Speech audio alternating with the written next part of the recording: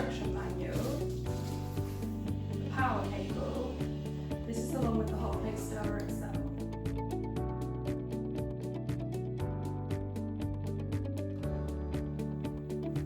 To use the Hotplate stirrer, flick the switch on the left-hand side of the instrument.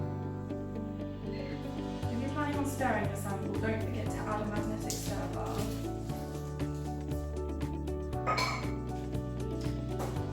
Place your beaker onto the Hotplate, and you can set the heat and speed using the dials on the front. Make sure to push the dials in to turn the function on.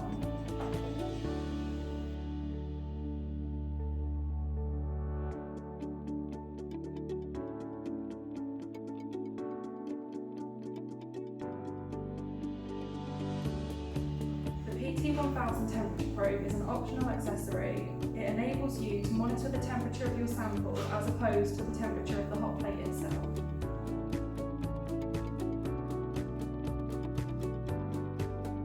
The rear of the instrument is an RS232 port. This enables you to control the Hotplate stirrer using your PC if required.